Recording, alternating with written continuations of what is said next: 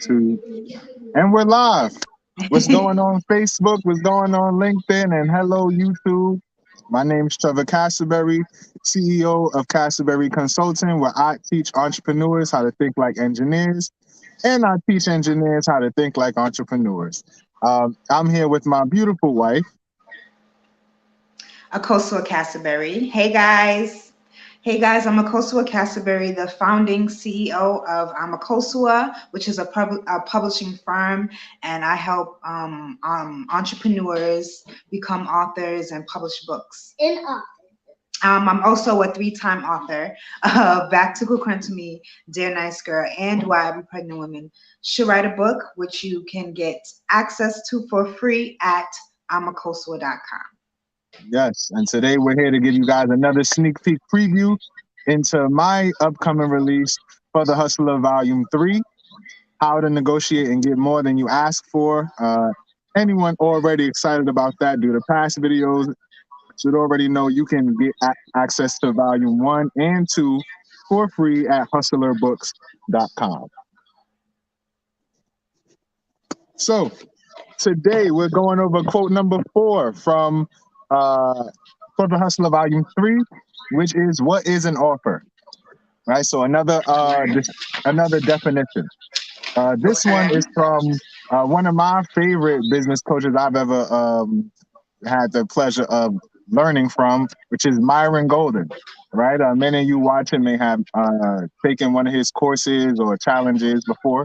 But his definition of an offer is the most accurate on the market, which is the opportunity you give a potential client to exercise their desire to buy and obtain the things they've desired all along at the price you previously decided on and they have subsequently agreed to, which they now expect to use to make their experience of life exponentially better. All right. Before we do a thorough breakdown of that, do you have anything that definition sparks for you? Yes. First, shout out to Myron Golden. And the thought that spark is like, it just seems like, your offer is something that's supposed to solve your client's problem. That's what Absolutely. Absolutely. We'll get into it, but even further in solving their problems, but give them what they already expect to get from you, right? Before you even make the offer. So if you're somebody who maybe you babysit children in exchange for pay, you're not just offering them a chance, to have their kids babysat. You're offering them a quiet night of rest. You're offering them, peace of mind when they have to go travel that their child is fine. You're offering them a much easier and less stressful experience traveling without necessarily having to bring their kids. Things of that nature. But breaking down this definition, first off, first piece, the opportunity you give a potential client, right? Meaning, don't give offers to people who aren't potential clients, right? If I'm selling books and I know somebody who does not want my book, does not.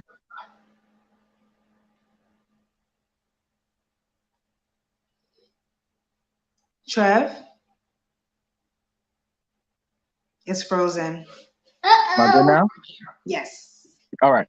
So if I'm offering a book, right, my book specifically, I don't need to be offering it to somebody who doesn't care about monetizing their skill set, doesn't want to identify their skill set, doesn't like to read, right? All of these things are things that the person must want or must be capable of or must like to do, right? In order for them to actually be a potential client of mine, which is why when you're going to make an offer of any sort, you want to have some sort of form or prerequisite questions that they have to answer that'll let you know whether this person is really a potential client.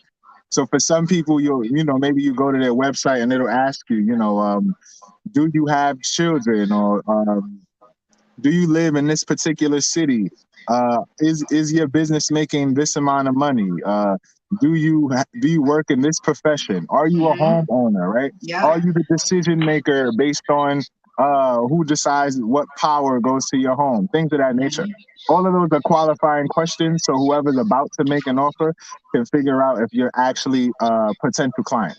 So first piece of that definition is save your offers for actual potential clients. Instead of seeing someone and showing them an offer, instead ask them a question that will let you know if they're actually a potential client, right? Okay. That's Okay. part number one. Part number Okay. two, to exercise the desire. Am I frozen or I'm good? No, you good, babe. All right. To exercise their desire to buy and obtain the things they've desired all along. So, like I talked about with the babysitting example, you're not just giving somebody a night off, right? It's the thing that they've desired all along, which was Hmm. to go on this business trip without having to bring their child on the plane crying and using the bathroom and all of those things, right? Right. It's it's the peaceful night out, or the date night out that maybe the parents haven't had for 3 months since the child Right. was born, right? Hmm. Maybe Hmm. it's, them going to their friend's birthday party who they haven't seen since they, had a child and moved to a new city or something like that. Right. But Right. that's what they're obtaining. That's what they're buying from you. Hmm. It's up to Hmm. you to let them know that's what you're selling. You're not just selling babysitting services, you're selling a quiet night home, or a peaceful trip or whatever it is that they were originally looking for. Right. And again, a great way to find out what exactly it is that they already wanted, right? To figure out exactly what desire they have to buy or to obtain is to Hmm. ask them, right? Hmm. So Hmm. again, after you figure out their potential client, figure out what situation they're in that made them even find you or see you or come to you and consider you as Right. somebody that they should purchase from. So Hmm. Myron Golden, who's a business coach, already knows there's likely someone who wants to make $1 million in a day, right? Because Right. they're stuck, at whatever part of business that they're in. So he has $1 million day offer. For me, I may have somebody who is tired of having to handle all five pieces of their business and more by themselves, and they're looking for a way to find or build a team without necessarily building it all with vendors who they're paying up front. So they'd come to Hmm. me to learn how to negotiate partnerships. But again, I'm not just offering them a partnership, I'm offering them the peace of mind and the relaxation of knowing that they don't have to do 25 jobs just to make one sale, right? They Yes. just have to do one job to make a sale.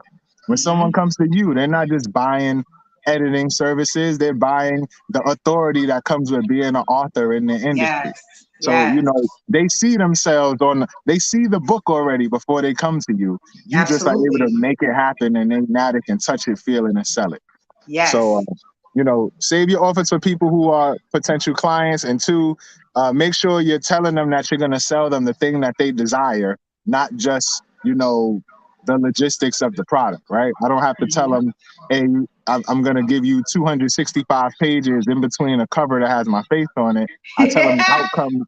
I tell them the outcome related to the book, which is what they Yes. were actually desiring, not the book. Next, the piece of it is at the price you previously decided on and they have subsequently agreed to. Now, this one is tough for a lot of the small business owners because a lot of people new to business just don't have any sales training. A lot of people aren't analytical, so they don't have a confident breakdown of their numbers to know Mm. why their pricing is what it is, right? So you could either Hmm. base your prices upon expansion and say every time I sell, if you sell candles, every time I sell this one candle, I want to make enough money back to make three candles, right? So now you have to Right. sell it for at all times, at least three times what it costs to make it.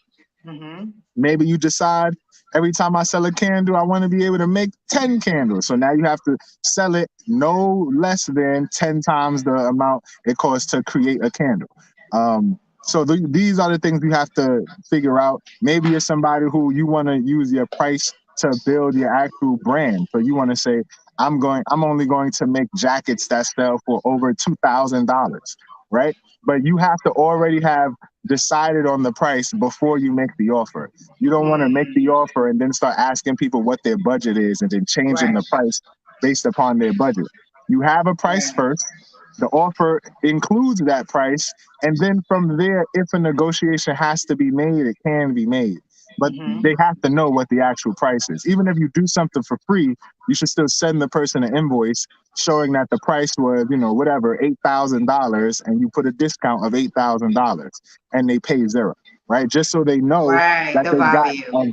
exactly an $8,000 value for free, as opposed to thinking they just got some free giveaway stuff, right? Right. Right. So that's the third piece. Make sure that you already have decided on your price, because if they came to you for the offer, they've already agreed, if I take your offer, I'm going to pay that much, right? It's Mm. up to you to change that. It's not up to them to change how much they're going to pay. Right. And the last piece, to which they now expect to use to make their experience of life exponentially better.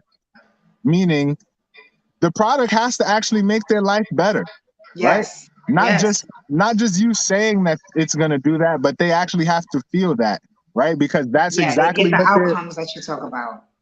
exactly, because once they pay you that money, they're expecting this to hit. Like, no, Hmm. I don't go give a dollar at a gas station for a lighter for that thing not to work, right? And Right. that lighter is gonna make my life exponentially better. I can light candles, I can light the stove if it goes out, I can light an incense, I can light a match, whatever it needs to be lit.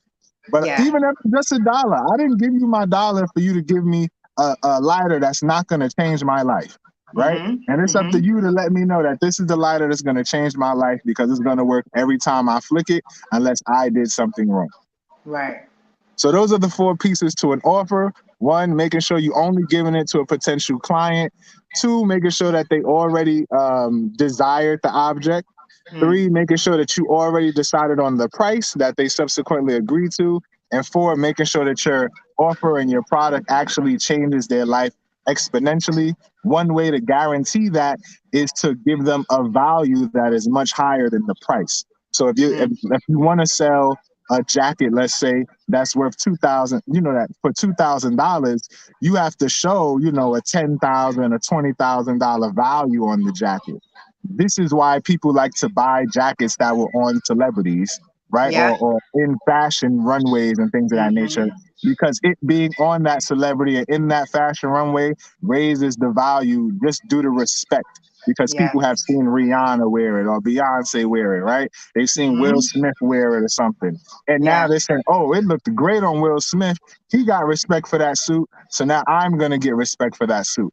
That's the Mm. reason Steve Harvey even has a suit line, because he got respect for wearing those suits, and that's what people are buying when they buy those suits. Yes. So that's the Okay. definition. How All you feeling, right. Nicole? I'm feeling good, yo. That was a lot of gems, babe. That was a lot of gems.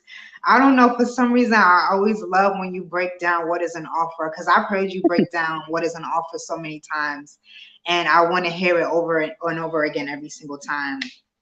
But the biggest thing that I had to get over was focusing on outcomes versus the features, because I Absolutely. am like thinking from the publishing standpoint of the features of my books, but people don't care. I'm the only one that cares about that. Nobody cares about the features, and I had to really get that into my head. People are thinking, okay, that's a nice cover. Okay, you seem like a nice person. That's great. But what is this book going to do for me? When I pay my money, what am I going to get from it? And so now I hammer down a lot on the outcomes. Like, that's what's important. That's what's supposed to shine through. That's what you're supposed to let your, clientele know about. But okay, so I have some questions. Before we go, I have some questions. Cool. All right, so what was your first offer for your business? My first offer for my business, it was a 1 hour business planning consultation where I would help people, kind of construct their business plan in a way. I had the 10 pillars of a business plan, which I used to create my first one. And I pretty much use it so people would no longer sit there and be scared thinking, I Mm. can't, sell this product, or I can't sell this service. I wanted them to leave that consultation knowing, oh, wow, what I have here is really valuable, and I Mm. can just sell it this many times and make a living. Like, that's Yes. literally what I wanted people to leave with. So I would ask that question, on the way out? Like, do you feel like this is something that you can sell this many times and live off of? And Mm. 9 times out of 10, I hear a yes. Wow.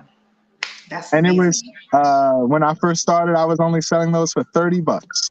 Mm. Now you will never see that price again. All right. So, is there a formula to knowing which offers to add into your business? Is there a strategy? Okay, so I mean, really, it depends on what business and industry you're in. Because obviously, if you own a construction company, your offers will be much different than if you run a publishing company, right? But Mm-hmm. for the most part, how I like to work with clients is number one, you want to have a customer. Actually, let's break it down from the jump. First, you want to Okay. have a lead magnet offer, which is pretty much when you go to somebody's website and they say, "Hey, I'll give you this thing that you'll like in exchange for just your name and email address, or email address and phone number, or something like that." That's a lead magnet. That's pretty much someone goes to your website, they're considered traffic. You have to convert them into a lead, meaning somebody you can constantly market to because you have their contact information.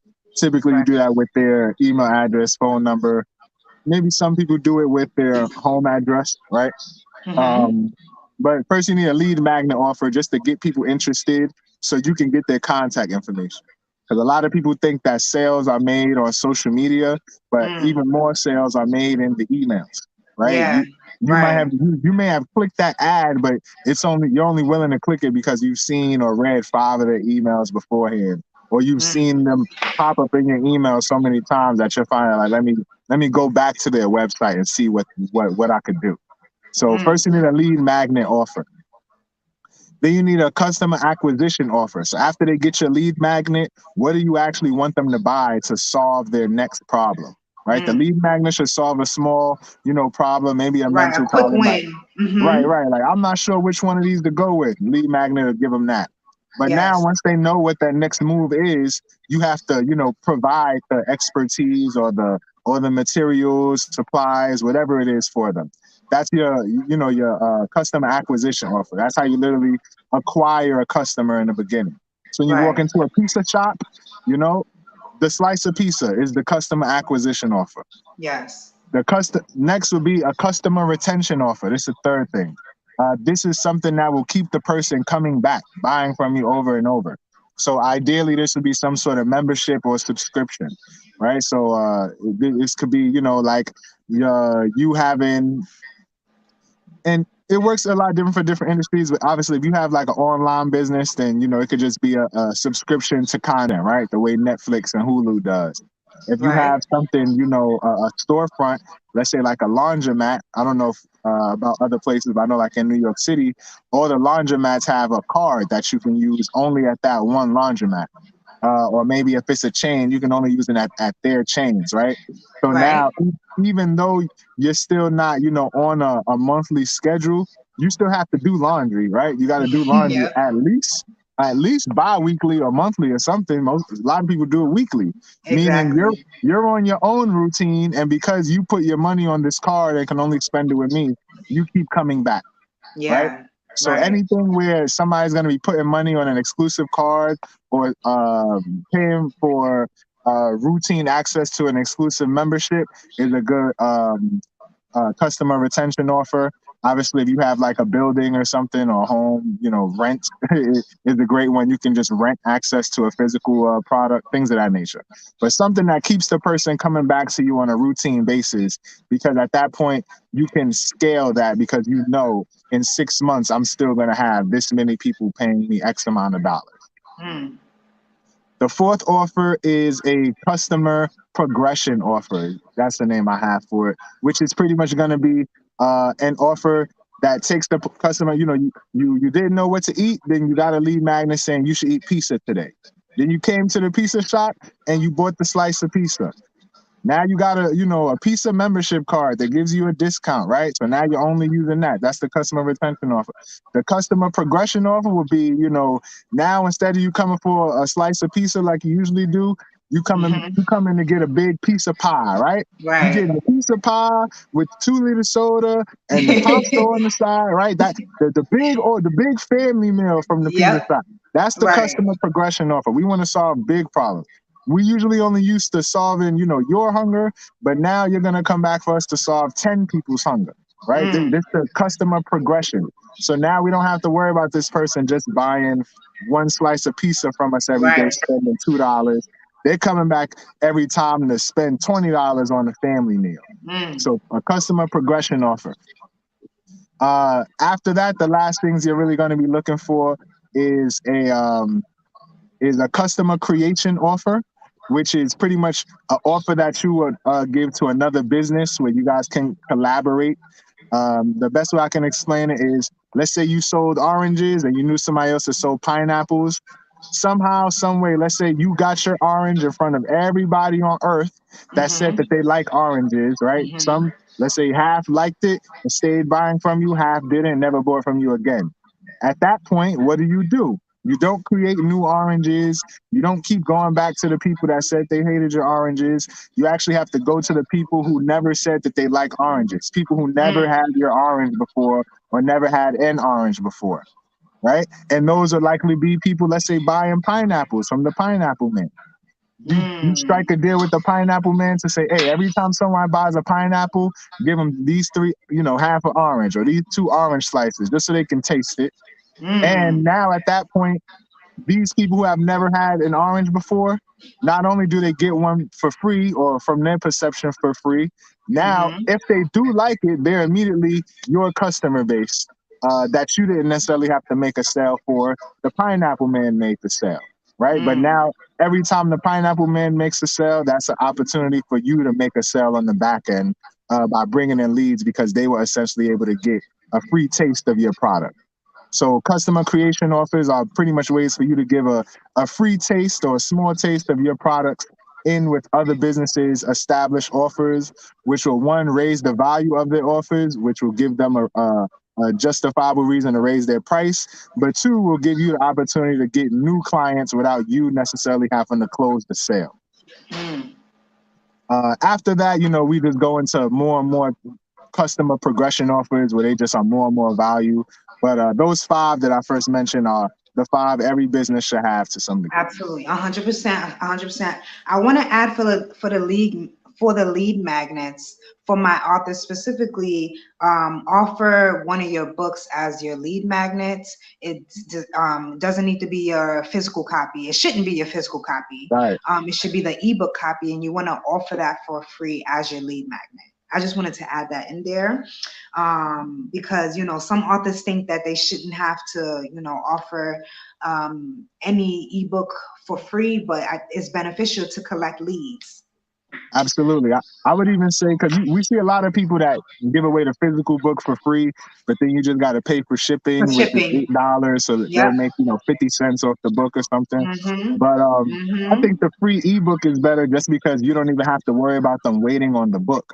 So Right. even if you are gonna do the free physical copy and you'll ship it to them and they just pay for shipping, give them Yes. instant access to the ebook right then and there. That way they're not waiting on the physical copy before they're actually able to dive into the book.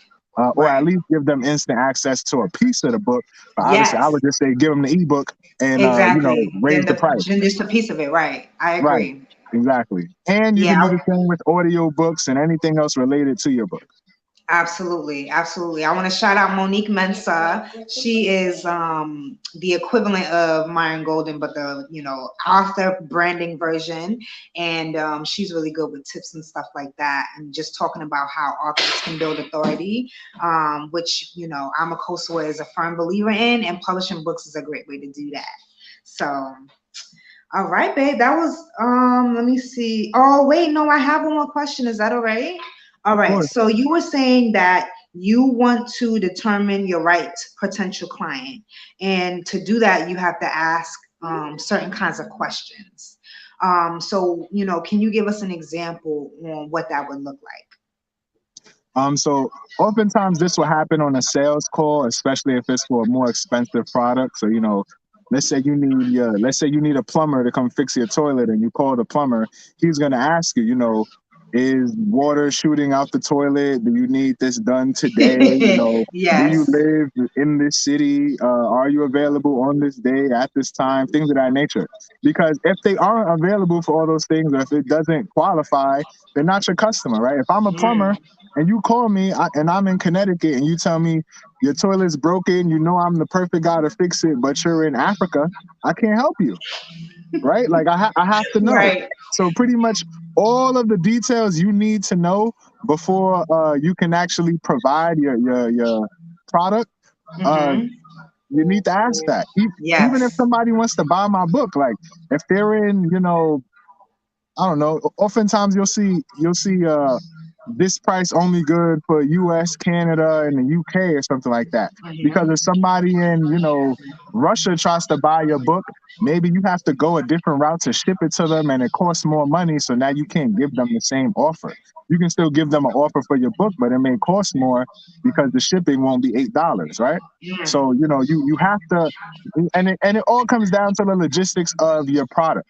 So if you don't understand the minute details of it, you come talk to somebody like me. So now yes, you have to the get peace of that mind of fleshed not out. having to learn it. You just Mm, let me teach you, or let me provide the expertise for you, or on your right. behalf. But you need to know the logistics of how you're gonna provide your product, because if it's somebody in a country where you can't find a way to get the book there, right? Let's say Hmm. they're in Cuba, and at one point it was illegal to send stuff back and forth from Cuba, right? So let's say Hmm. you just literally can't get it there. What do?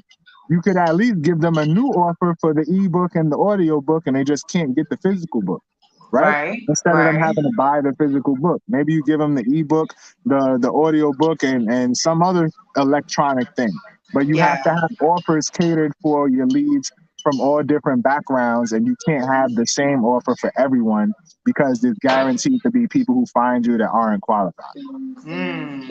Even if it's from a price perspective, you're going to sell them a product that's $8,000. Ask them if they are able to pay $8,000 for a product. If they're Right. not able to pay $8,000, they're not your target audience. Right.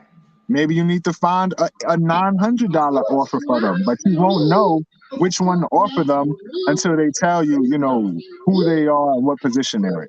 Absolutely. Absolutely. All right. That was great, babe. Thank you. Absolutely. I'm looking I forward to love the next week. offer part. That's my favorite part. I don't know why. I'm looking forward to next week once since now we're done with my Mount Rushmore of definitions for negotiation. Yes. This has been going so well. Absolutely. But I just want to let everybody know, thank you for watching. If you liked what you heard and you're saying, I think I would like to buy this man's book, don't worry. You You should. can get volume 1 and 2 for free, ebook at hustlerbooks.com. If you decide, hey, but I heard I can write in the blank pages that after each and every quote and passage, uh, and write down each thought that sparks while I'm reading the book, you can also purchase the hard copy at the same website. Okay, so hustlerbooks.com is the place to go for the Hustler book series. If you're thinking to yourself, well, I know you have a negotiation book on the way, but it's not out yet. Is there any other way I could learn some negotiation tactics from you? Because I'm looking for a new job. I'm looking for a new promotion. I'm looking for a new partnership. I'm looking to learn how to sell. You can get all of that information in my negotiation clinic. I have one for entrepreneurs and executives, which is my partnership negotiation clinic at castleberry.com/entrepreneur. I also have one for engineers and project managers, which is my management negotiation clinic at castleberry.com/manager. You see how I did that? Now you kind of have to ask yourself, which one are you qualified for? So figure out which one you are. Are you an entrepreneur and executive, or are you an engineer or project manager? Either Mm, way, tap into our negotiation clinic because it was curated just for you, and you can learn exactly how to use my 4 principles of negotiation to make sure you don't end up underpaid, undervalued, and underestimated. mm. And Yep. I'm here with the beautiful Akosua Cashberry. Yes, guys. Again, my name is Akosua Castleberry. I am the founding CEO of Akosua, which is a publishing firm, and I am also a three-time author of Back to Kukren to Me, Dear Nice Girl, and Why Every Pregnant Woman Should Write a Book, which you can get access to for free at amakosua.com. Thanks. See you guys on Monday. Peace. Peace.